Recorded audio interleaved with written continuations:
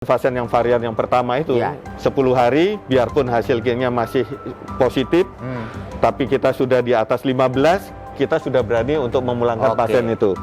Kalau yang varian baru ini? Varian baru kita tidak berani. Pasien hari ini satu yang dari Sampang, yang wanita, pulang. Sudah 14 hari dan artinya hasilnya clear ya? Baik klinisnya maupun laboratoriumnya sudah dinyatakan baik oleh dokternya. Dari penelitian juga diketahui kan penyebarannya itu lebih cepat, sebanyak 35 sampai 75%. Programnya adalah pendampingan keluarga pasien. Berarti tidak saja pasiennya tapi keluarganya yang kita dampingi.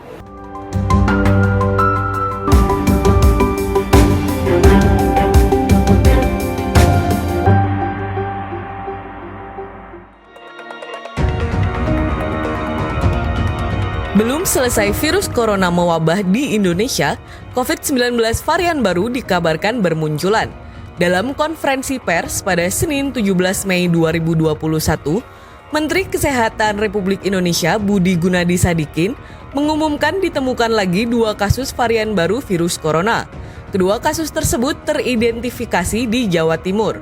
Ia menerangkan 2 kasus itu berasal dari pekerja migran Indonesia atau PMI yang datang dari Malaysia. Kita sekarang memonitor setiap minggu adanya mutasi baru. Minggu lalu kita ketemu 2 lagi mutasi baru. Ya, dua-duanya terjadi di Jawa Timur. Dua-duanya merupakan pekerja migran Indonesia yang datang dari Malaysia. Ya, mereka membawa 1 mutasi Afrika Selatan, 1 mutasi dari London. Untuk diketahui, Organisasi Kesehatan Dunia atau WHO menggolongkan B117 dari Inggris, B1351 dari Afrika, serta P1 dari Brazil sebagai varian of concern atau varian yang diwaspadai.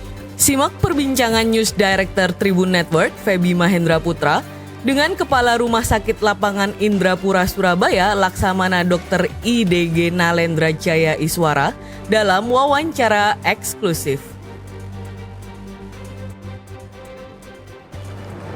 Assalamualaikum warahmatullahi wabarakatuh. Hai Tribuners, ketemu lagi dengan saya Feby Mahendra Putra, Direktur Pemberitaan Tribun Network. Assalamualaikum warahmatullahi wabarakatuh.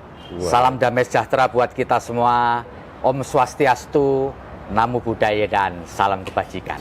Seperti kita lihat bersama, kali ini kita berada di lokasi yang tidak biasa. Ini yang disebut sebagai rumah sakit lapangan ya, di Indrapura, Jalan Indrapura kebetulan, Surabaya. Saya bersama dengan tokoh yang bertanggung jawab terhadap rumah sakit lapangan ini beliau adalah Laksamana pertama TNI Dr. Idewa Gede Nalendra Jaya Iswara. Selamat pagi, Assalamualaikum warahmatullahi wabarakatuh. Ditemani oleh beberapa staf beliau nanti yang akan kita ngobrol. Pak Nalendra, terima kasih sudah menerima kami. Ini kesempatan yang langka barangkali di tengah situasi kita yang masih dilanda pandemi COVID-19. Pak Dr. Nalendra, bisa nggak dijelaskan Pak kepada kita semua mengenai adanya temuan varian baru yang disebut B117 dan B1351 yang kebetulan ditangani oleh Rumah Sakit Lapangan Indrapura. Pak Dokter, silakan Pak Dokter. Terima kasih.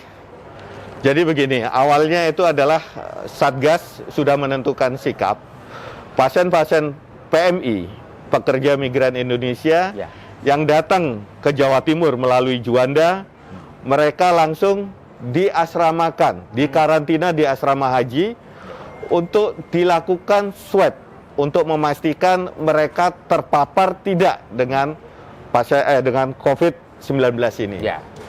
Setelah positif, nanti dikirim ke Rumah Sakit Lapangan Indrapura. Itu aja perintahnya. Dengan kejadian di negara tetangga kita, baik di Asia Tenggara maupun di India, dengan terjadinya jumlah peningkatan yang luar biasa itu dan sudah terjadi varian baru, akhirnya kita ambil keputusan setiap pasien yang positif datang ke rumah sakit lapangan ini, kita langsung lakukan pemeriksaan ulang. Dari hasil pemeriksaan ulang, bahannya kita kirim langsung ke laboratorium lab Balitbangkes gitu ya. Ini Dr. Fauka yang melaksanakan kegiatan ini. Terus habis itu juga sebagian dikirim ke ITD. Dari hasil inilah menyebabkan akhirnya kita mendapatkan varian baru dari United Kingdom maupun dari South Africa ini. Nah, dengan mendapatkan ini kita harus melakukan langkah-langkah apa yang terbaik untuk penata laksanaan pasien-pasien ini. Kita duduk bareng, teman-teman kita semuanya duduk bareng, baik dokter umumnya, dokter spesialisnya, untuk menentukan paduan klinis apa yang harus kita lakukan di sini. Itu yang akhirnya dengan adanya panduan klinis, kita melaporkan secara berjenjang. Secara berjenjang kita tujukan ke Ibu Gubernur Jatim, tembusannya ke Ketua Satgas Covid Pusat Jakarta, Pak Doni Monardo. Terus Ketua Gugus Tugas di Jatim sama Kepala Dinas Kesehatan Jawa Timur. Nah, dari Pak Doni ditindaklanjuti ke Kementerian Kesehatan. Dari Kementerian Kesehatan lah Menkes melakukan press release untuk mengatakan bahwa Jawa Timur terpapar 2 varian baru. Itu aja. Dokter, bisa dijelaskan nggak apa sih bedanya varian baru ini dengan yang virus sebelumnya? Bedanya apa nih? Orang kepingin tahu. Nanti bisa ditambahi oleh Dr. Fauka ya. Jadi memang varian baru ini ada 3 jenis. Ya. Ini yang jenis kedua ini adalah yang United Kingdom ini adalah mereka penyebarannya lebih spreadingnya lebih hebat. Jadi penyebarannya lebih hebat daripada varian sebelumnya. Satu itu ya, jadi penyebarannya. Penyebarannya. Kedua, berdampaknya adalah selain penyebarannya biasanya juga yang dulunya pada pasien anak-anak, pasien itu rasanya jarang kena, tapi ini biasanya bisa perkenaannya. Juga menyebabkan secara klinis. Klinisnya apa itu bedanya klinisnya? Klinisnya dia makin berat jatuhnya dalam kondisi yang lebih berat dibandingkan kasus-kasus yang sebelumnya. Padahal kita tahu dengan kasus-kasus sebelumnya juga angka kematiannya juga sudah tinggi, apalagi nanti apabila terkena ini lebih mungkin nanti bisa Dokter Fauka karena kita ada 3 jenis varian baru. Nah, yang kedua nanti apalagi yang ketiga ini mesti dalam penelitian di WHO itu lebih bahaya lagi.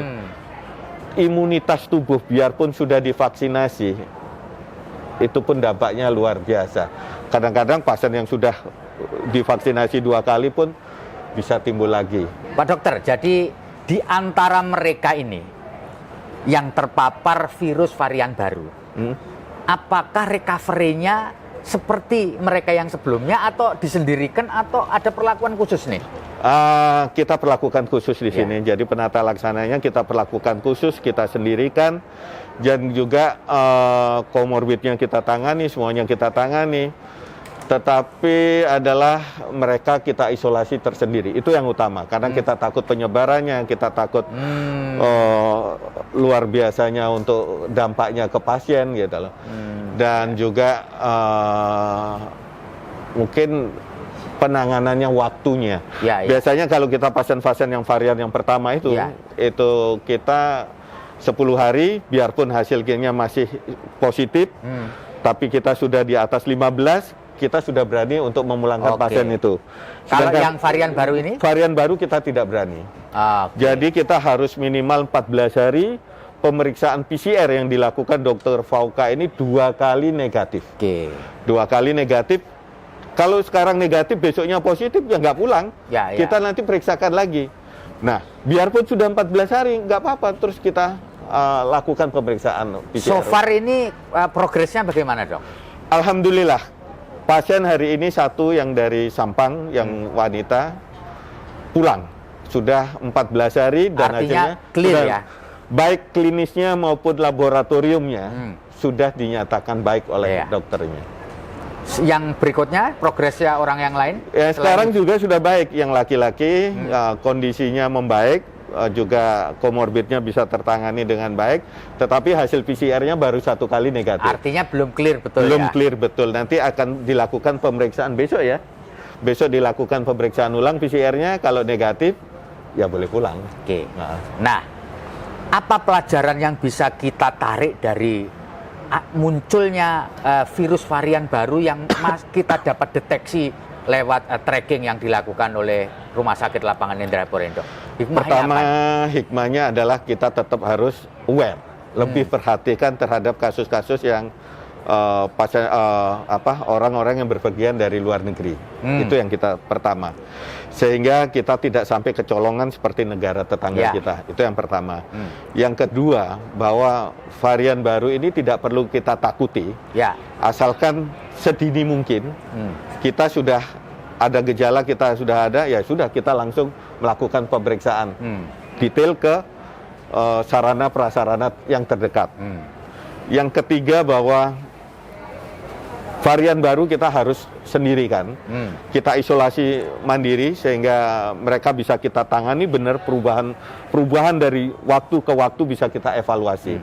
Selama masa inkubasi 14 hari kita bisa melihat bagaimana pasien ini sehingga tidak jatuh dalam kondisi yang berat. Yang ketiga, tetap bahwa adanya varian baru, masyarakat tidak perlu takut asalkan masyarakat tidak perlu panik. Mereka tetap adalah 5M ini harus tetap kuncinya. Biarpun mereka sudah vaksinasi. Karena vaksinasi tidak menyelesaikan masalah.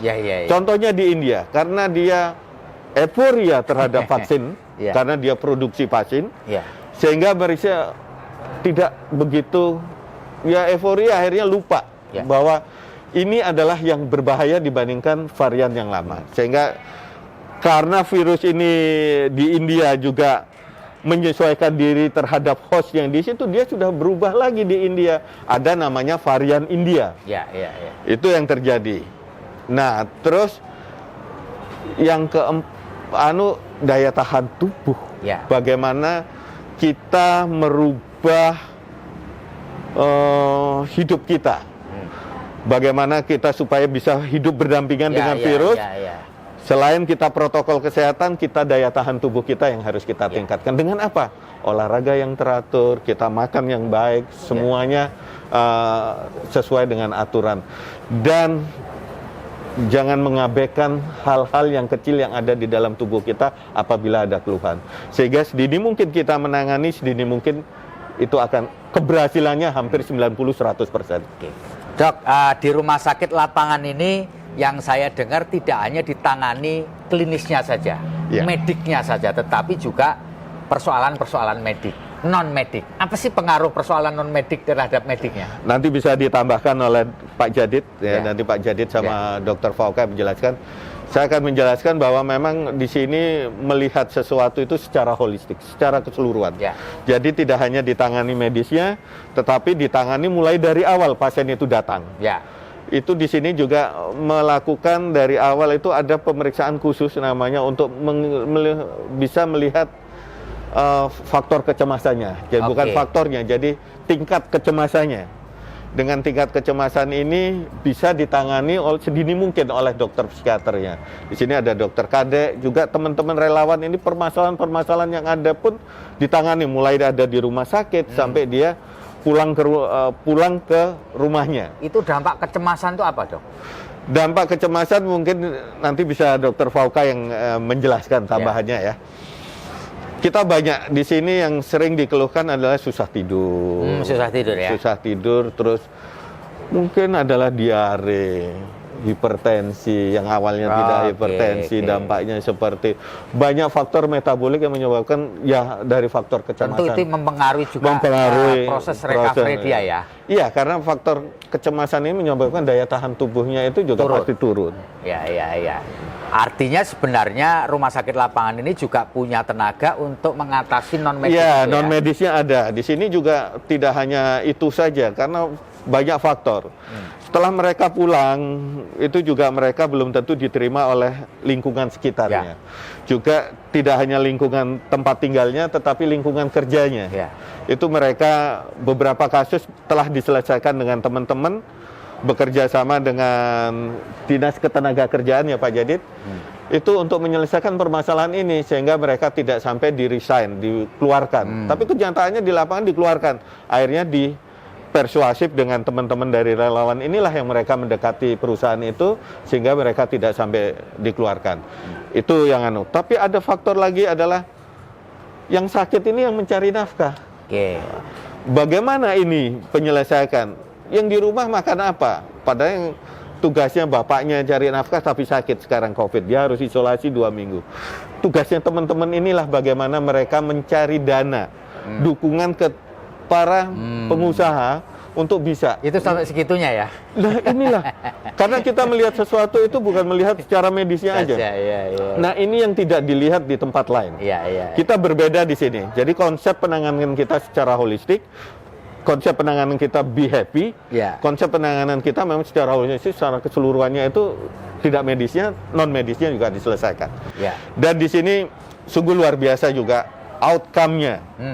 Outcome-nya kita hampir 96% angka kesembuhan. Padahal kita di waktu bulan September ya. September 2020 ya. September, Oktober, November, Desember, Januari, Februari. Kasus di seluruh Jawa Timur. Kita ngirim pasien keluar, itu nggak bisa. Pasien yang sudah berat, desaturasi, mereka tidak bisa kita kirim. Akhirnya kita tangani di sini. Padahal kadar oksigennya sudah di bawah 90. Lah alhamdulillah berkat kerja para spesialis dan teman-teman di sini, nakesnya, dokter umumnya, monitoringnya yang bagus, penanganan yang baik, kita hanya meninggal satu ya? Satu tok. Padahal kasusnya ratusan pasien dengan kondisi yang berat. Dengan sudah terpasang oksigen bagaimana, tapi kita nggak bisa apa-apa untuk ngirim kemana. Ya. Itu yang ICU mau tidak mau kita buat di sini. Makanya di sini kenapa rumah sakit lapangan oksigen, ada oksigen sentral, ada ventilatornya segala, ada untuk high flow nasal kanulnya untuk oksigen khusus.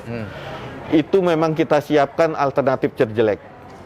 Ternyata kenyataan itu terpakai. Gitu loh. Nanti bisa nanti tambahan dari Dr. Fauka sama Pak Jadid menjelaskan, karena Pak Jadid di sini adalah juga data-data pasien di sini, baik data pasien yang dari PMI maupun data-data pasien dari sini, beliaunya yang tahu. Pak Dokter, bisa dijelaskan nggak perkuatan tenaga kita di sini di rumah sakit lapangan itu berapa? Dokternya berapa, relawan berapa, lalu kemudian sampai sekarang tingkat penanganan terhadap pasien mulai ada itu berapa? Bisa dijelaskan secara umum? Dari jumlah bed juga ya? Jadi prinsipnya tergantung bednya. Kita bednya kan 400 lebih. Ya tenaga nakesnya kita mengikuti aturan yang ada di Kementerian Kesehatan. Berapa sih harus itu? Dan itu juga ada dokter spesialisnya, ada dokter umumnya dibutuhkan berapa, perawatnya dibutuhkan berapa. Itu aturannya ada. Nah, saya nanti mungkin bisa dijelaskan. Saya tidak begitu hafal data-datanya, tapi konsep itu sudah ada aturannya. Ya. Tapi kita Pak SDM kita ini tidak berasal dari ada relawan, ada PNS, dari Sutomo, dari Dinas Kesehatan Provinsi, dari TNI, dan ada dari teman-teman relawan ITS. Oke. Jadi semuanya bergabung di sini untuk satu tugas, bagaimana menyelesaikan tugas pokok yang ditanggung oleh rumah sakit lapangan ini. Dokter, saya kepingin tanya ini, sepanjang dokter diberi tanggung jawab untuk mengelola rumah sakit lapangan Indrapura ini, biasa saja atau kemudian ada suka duka yang tidak bisa dilupakan selama, karena ini kan sesuatu hal yang luar biasa kan, ini pandemi COVID-19 ini kan hal yang luar biasa sih menurut saya. Kita tidak pernah punya sejarah sebelumnya. Monggo. Memang ini sungguh luar biasa ya. Saya pertama kali itu masuk ke Semari, mungkin teman-teman lebih dulu masuknya. Saya baru masuk di bulan Juni, karena setelah ini berdiri, saya baru dicari oleh Sesmenko Polhukam, karena sama-sama saya sebagai dan Satgas Kesehatan TNI dalam penanggulangan bencana alam di Palu. Terus habis itu Pak Doni juga cari saya. Cuma mereka bingung posisi saya di mana. Akhirnya saya, karena Sesmenko Polhukam ini adalah teman saya waktu SMP, sama-sama di SMP 6. Terus habis itu cari nomor telepon saya dapat. Akhirnya saya diperintahkan ke kantor beliau, Letnan Jenderal Tri Suwandono. Ya. Terus akhirnya kita cerita, Pak Doni telepon, nyari saya juga. Nalendra mana posisinya? Nalendra ada di Jakarta. Gitu. Akhirnya Pak Doni manggil saya, siang ini kamu ke kantor. Siang ke kantor, beliaunya menanyai situasi di Jawa Timur, jelaskan, terus apa sih yang akan kamu ambil langkah-langkah kamu kan orang Jawa Timur, kamu orang Surabaya.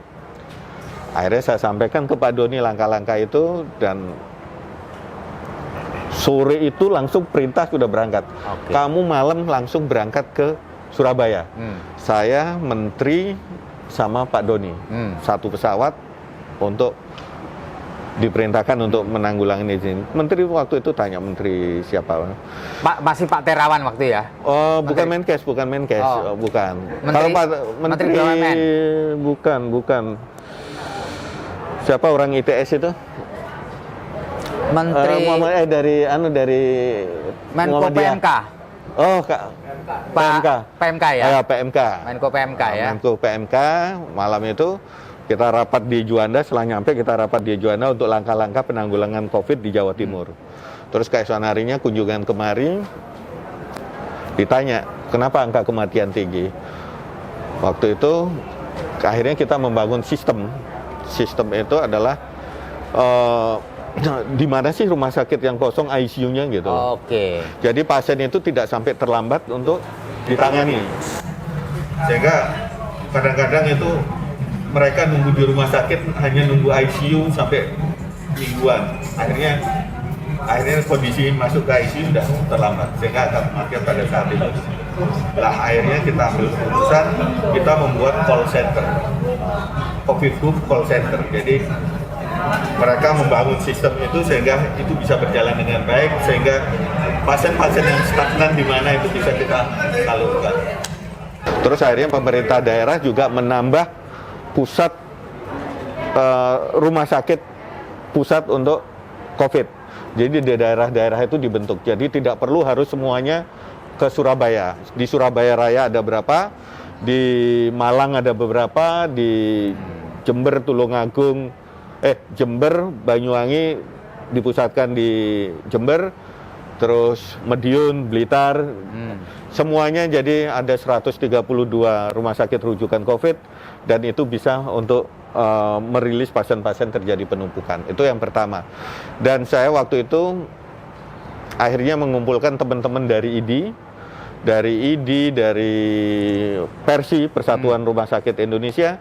Kita rapat di tempatnya di Rumah Sakit Dr. Sutomo dengan Pak Joni, dan kita masing-masing mengambil komitmen bersama bahwa bagaimana tenaga kesehatan ini harus punya satu suara, satu visi untuk menyelesaikan permasalahan COVID di Jawa Timur. Itu yang awalnya Pak Narendra ditugaskan di sini ya. Terus setelah itu target kita 1 bulan bagaimana angka kematian, angka kesakitan ini mulai turun. Insya Allah, alhamdulillah akhirnya itu bisa berhasil dengan baik. Dan mungkin sekarang kita sungguh luar biasa. Jawa Timur memang angka kematian masih tinggi karena yang dulu-dulu, dampak yang dulu, tetapi juga kita angka kesakitan kita mungkin sudah tersalip oleh Sumatera, Riau lah, yang mana lah. Ini sungguh luar biasa. Tapi itu adalah kerja daripada tenaga kesehatan yang ada di Jawa Timur. Tentu membaca kita, penonton kita kepingin tahu riwayat Pak Nalendra secara singkat. Bisa diceritakan SD-nya dulu di mana, SMP di mana, sekolah universitas di mana, karir di TNI AL bagaimana untuk melengkapi pengetahuan. Saya TK di... Lahir dulu dok? Saya lahir di Surabaya, besar di Surabaya. Kapan itu dok lahirnya? 63 Agustus. Agustus 63. 63 Agustus 63. Terus habis itu TK, SD sampai kelas 4 saya di Surabaya. Karena ayah dinas ke Bali, saya harus pindah ikut bapak. Tapi karena tidak bisa bahasa Bali, saya harus balik lagi. Karena lingkungan sudah bahasa Jawa di situ. Jadi nggak sempat sekolah di Bali? Sempat 1 tahun, kelas 4 SD. SD ya? Karena di situ ada namanya bahasa Bali zaman saya dulu. Kalau bahasa Bali Kalau di sini Hono Coroko, di situ Hana Caraka, nggak bisa akhirnya. Akhirnya pindah lagi ke Surabaya. Terus SMP, SMA 1 Surabaya. Terus kuliah di FK UNER tahun 82, angkatan 82. Mungkin kalau beliaunya cucu saya mungkin. 82 masuk ya? 82 masuk. Terus saya masuk tentara. Tahun berapa itu? 82. Tahun 88 saya sudah jadi tentara Letnan 2. Diajak oleh anaknya Pak Sugeng Subroto waktu itu. Oke, Pangdam ya. Dr. Abraham sama diojo-ojoi sama Dr. Ahmad Yuryanto. Oh ya, sekarang di Kementerian Kesehatan ya. Itu Dirjen. Ya. Sekarang Dewas. Ya. Itu yang ngajak saya masuk tentara. Penempatan pertama di mana? Penempatan pertama ini yang membuat saya harus mempunyai sikap seperti sekarang ini. Oleh karena saya ditempatkan di pasukan anti teror. Oh, malah ditempatin di pasukan anti teror. Di pasukan anti teror, dokter pertama lagi di pasukan anti teror, Detasemen Jalamangkara. Oh, Detasemen Jalamangkara. Dan penugasan sungguh luar biasa menyebabkan saya sempat penugasan di peristiwa sebelumnya Santa Cruz 92 itu di Timur Timur. Operasi sempat ya. Operasi klandestinan. Ya. Jadi di situ ya tidak tahu kalau itu saya tentara di situ. Mereka tahunya saya premanan semua di situ selama 1 tahun. Nah, di situ anak lahir juga saya nggak tahu. Anak lahir seksio, untung saya pulang nggak dijemput Mas gitu ya. Tapi nggak disebut Mas, nggak disebut tapi tetap Bapak. Di situ yang menyebabkan saya mulai penugasan di Lirik. Terus penugasan lagi adalah yang menarik, setiap bencana alam di Indonesia, saya mesti mendapat penugasan. Saya ketemu dengan teman-teman, baik Dr. Kristiogo, Dr. Agus, teman-teman LSM itu dalam hal kasus di Ambon, kasus di Nabire, semuanya kita ketemu di situ. Kasus Ambon luar biasa lagi. Rumah sakit Angkatan Darat aja di Ambon itu tahun 99-2000 sudah jadi baraknya tentara. Dan dari ketinggian rumah sakit itu ditembaki sama perusuh. Dan akhirnya kita rumah sakit kita pusatkan di Halong, di Ambon. Di Ambon situ, di Halong. Sehingga hampir tiap hari kita minimal 4. Dan peristiwa yang menarik lagi, peristiwa Tantui. Peristiwa ibu-ibu polisi ditembakin. Dan luka tembak di dada. Bayangkan, kita tidak punya alat bulu drainase yang saya pasang infus, saya masukkan infus ke dalam dadanya, saya bagaimana menyebabkan tekanan negatif dalam paru supaya paru-parunya mengembang. Jadi MacGyver dulu, jadi MacGyver. Jadi dokter bertugas di Ambon berapa lama itu? 6 bulan, karena 6 bulan. Satgas peristiwa rame-ramenya Ambon. Jadi waktu konflik Ambon Ambon, disitulah yang menyebabkan. Terakhir saya peristiwa pembebasan Somalia. Saya yang Sandra, Sinar Kudus ya. Sinar Kudus. Saya salah satu pelaku daripada pembebasan Sandra di Somalia. KM Sinar Kudus. Saya ketua tim kesehatan. Untuk penanggulangan perombakan di Somalia. Nah, itulah terakhir penugasan saya di Palu. Di Palu waktu ada likuifaksi ya? Iya. Peristiwa bencana alam di Palu. Bagaimana kita meng-create di Palu itu yang kita takutkan waktu itu adalah second disasternya. Primer disasternya mungkin tidak menimbulkan angka kematian yang banyak, tapi yang kita takutkan adalah second disasternya. Bagaimana kita mencegah terjadinya second disaster di situ. Dan orang mungkin karena tidak terlihat itu tidak ada korban, nggak ada masalah. Tapi kalau sudah menimbulkan second disaster luar biasa jumlahnya, karena air minum aja, air kita periksakan sudah kuman. Nah itulah makanya kita lakukan penanganan dengan baik. Alhamdulillah semuanya berjalan dengan baik. Jadi dokter pernah bertugas di RSAL Surabaya? Saya 4 tahun menjadi kepala rumah sakit. Saya hampir rumah sakit TNI Angkatan Laut yang terbesar, 3 rumah sakit Angkatan Laut yang terbesar, saya pernah menjabat. Saya di Tanjung Pinang tahun 2011 pulang dari Somalia, saya mendapatkan tugas sebagai kepala rumah sakit di Tanjung Pinang. Di situ saya membangun trauma center. Karena saya berpikir saya sebagai dokter tentara, saya sebagai seorang dokter, bagaimana trauma center itu harus ada. Karena waktu itu ada berita intelijen tahun 2011 bahwa potensi konflik Laut Cina Selatan akan meningkat. Itu 2011, baru timbul 2014 Ya. rame.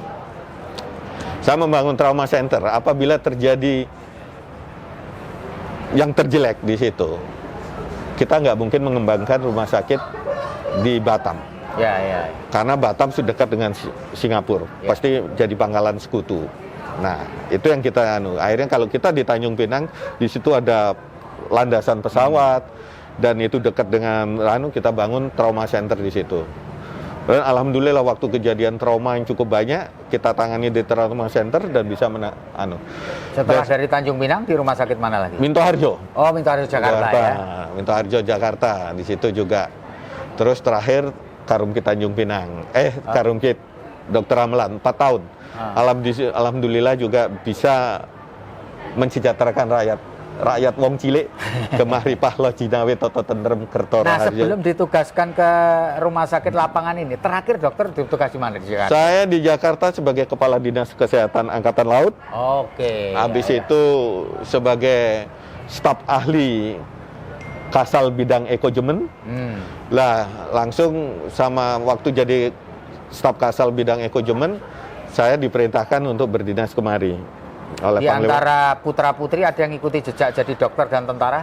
Kalau jadi tentara nggak ada yang mau, Ya. mungkin karena waktu jadi tentara nggak pernah ada di rumah.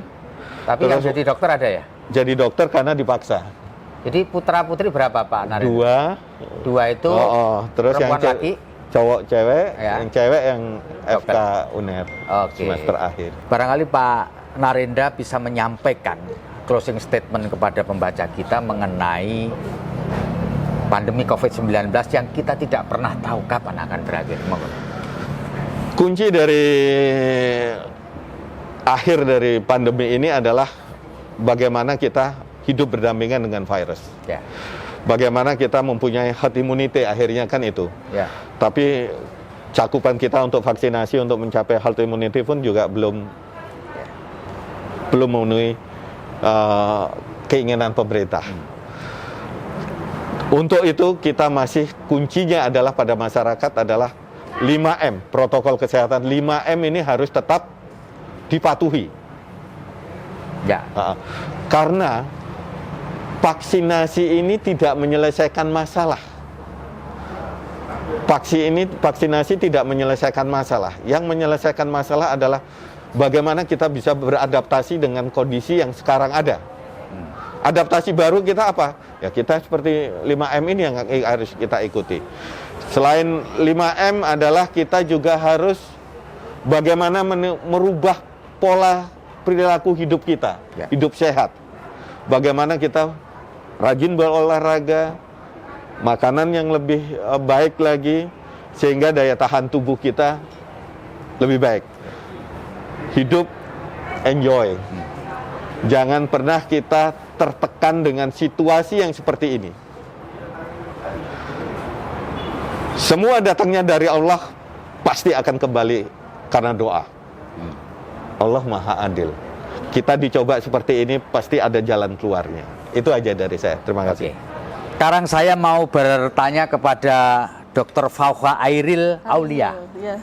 Dokter bisa dijelaskan nggak varian-varian baru yang tadi dijelaskan oleh Pak Narendra lebih dalam lagi mengenai varian baru virus yang ditemukan dan ditangani oleh Rumah Sakit Lapangan di Indrapura. Monggo Bu.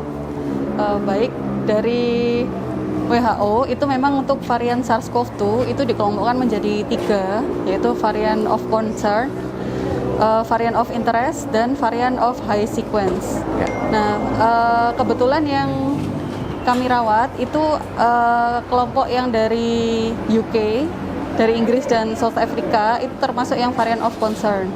Sedangkan varian yang sudah beredar yang ditemukan lain di Indonesia, yang dari India itu termasuk yang varian of interest. Jadi sebetulnya untuk varian of concern dan varian of interest ini perbedaannya dengan SARS-CoV-2 yang lalu itu dari ada satu protein yang diproduksi yang berbeda dari genom yang susunan genom yang berbeda seperti itu.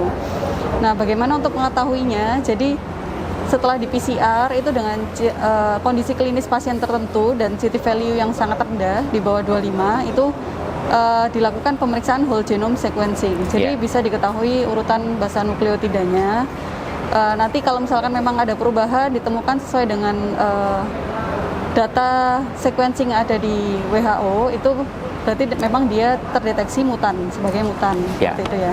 Nah, yang perlu kita waspadai itu yang varian of high sequence. Sampai saat ini belum ada laporan atau data tentang ditemukannya tentang kelompok yang VOHS ini. Yang perlu kita waspadai yang VOHS ini, seperti itu. Ibu bisa jelaskan nggak secara singkat saja proses recovery atau penanganan dari pasien yang kebetulan berasal dari tenaga migran dari luar negeri, lalu terpapar virus jenis baru yang dari UK dan dari South Africa ini, Bu? Untuk penanganan itu sama seperti ya, pada intinya sama seperti penanganan pasien dengan SARS-CoV-2 yang lama. Perbedaannya adalah pada ruangan rawat inapnya. Jadi dia memang disendirikan dari pasien-pasien yang lain. Tidak bisa di-cohorting dengan pasien yang SARS-CoV-2 yang tidak mutasi seperti itu. Karena dari penelitian juga diketahui kan penyebarannya itu lebih cepat, sebanyak 35 sampai 75%. Gitu. Nah, karena penyebaran yang cepat itu tadi, kita melakukan pemisahan di ruangan sendiri, baik yang dari UK dan South Africa ini. Untuk terapi itu sama, kita tetap monitoring vital sign-nya dan penanganan komorbid gejalanya. Tidak diberikan pengobatan-pengobatan yang khusus, tetap protokol dan SOP terapinya sama seperti ini. So far kita bisa sebutkan bahwa recovery yang dilakukan di Rumah Sakit Lapangan Indrapura terhadap orang yang terpapar varian baru sukses berarti kan? Karena satu orang sudah dinyatakan clean, satu orang lagi masih dalam proses tes yang kedua, gitu ya kira-kira Bu ya. Bu bisa dijelaskan nggak Bu perkuatan tenaga medik yang ada di Rumah Sakit Lapangan Indrapura ini? Kami kalau dari tim manajemen itu sebetulnya tergabung seperti yang tadi sempat dibahas Dr. Nalendra, ada dari TNI, kemudian ada dari Sutomo juga, Rumah Sakit Dr. Sutomo, kemudian ada tim dari Dinkes Prof juga itu untuk manajemennya, kemudian ada dari tim BPBD seperti itu ya. Kalau untuk tenaga kesehatannya sendiri, kami ada dokter spesialis penyakit dalam, konsultan tropik infeksi, kemudian ada dokter spesialis anestesi, ada dokter spesialis bedah, patologi klinik, psikiatri atau SPKJ ya, kemudian termasuk beberapa dokter bedah.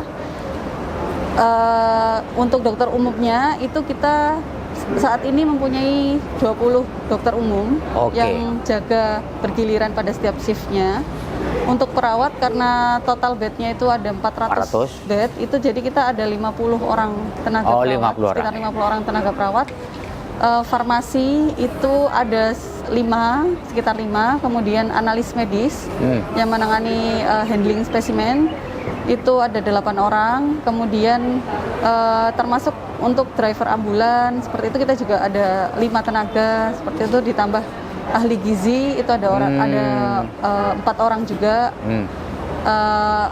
Kemudian selain itu ada yang tidak kalah penting itu adalah tim IT, jadi yang untuk merekap semua data ya, database kita ada di SIM-RS istilahnya itu seperti aplikasi yang merangkum sejak pasien datang, kemudian ada rekam medisnya di situ, itu diinput ke dalam aplikasi itu. Jadi kemudian dibantu dengan teman-teman dari relawan pendamping seperti itu. Itu jadi komplit ya.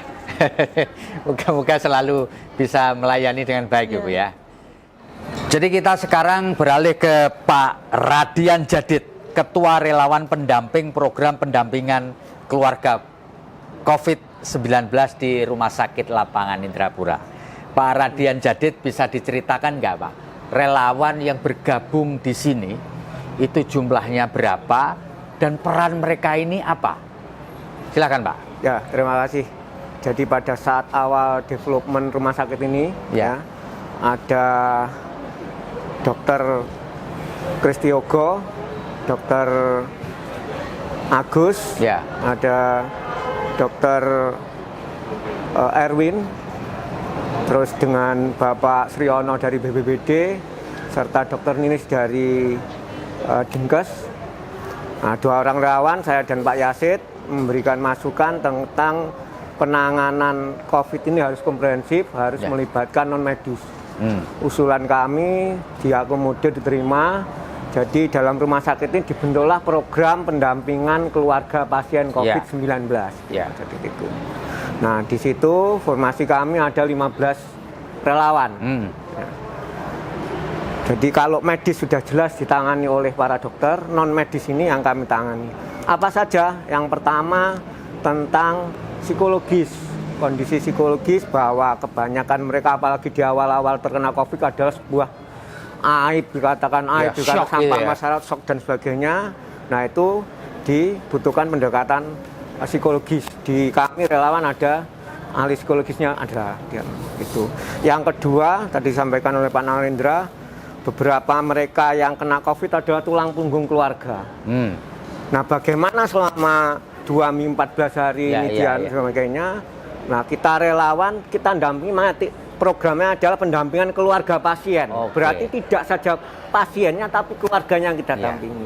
Begitu data masuk, kita datangi, kita asesmen keluarganya, dan kebanyakan memang keluarga-keluarga yang menengah ke bawah. Nah, itu kita carikan dukungan termasuk paket sembako dan sebagainya. Kita merangkul banyak donatur, banyak kita salurkan sehingga memberikan jaminan keluarga ini tetap kesehatan dan permakan dan sebagainya selama keluarganya dirawat ini tercukupi. Jadi, sehingga tidak menjadi pikiran tambahan tidak kepikiran ya. Kalau kepikiran stres malah susah nanti kan. Ya, karena kan konsep rumah sakit kan be happy, harus di happy-kan dulu semuanya. Termasuk urusan-urusan non medis yang kita tangani. Yang ketiga sosial kemasyarakatan. Bagaimana di awal-awal rumah sakit Juni, Juli, Agustus begitu orang kalau sudah terkena dianggap aib, dilarang, ada yang sampai pengusiran dan sebagainya, kita yang mendampingi. Kita edukasi juga ini menjadi pintu masuk bagi kami mengedukasi masyarakat terutama yang di sekitarnya. Jadi kita jelaskan bahwa ini tangani, kalau sudah sembuh berarti klinis sudah sembuh, potensi penularan sudah hampir tidak ada sebagainya, disitulah kita pintu masuk.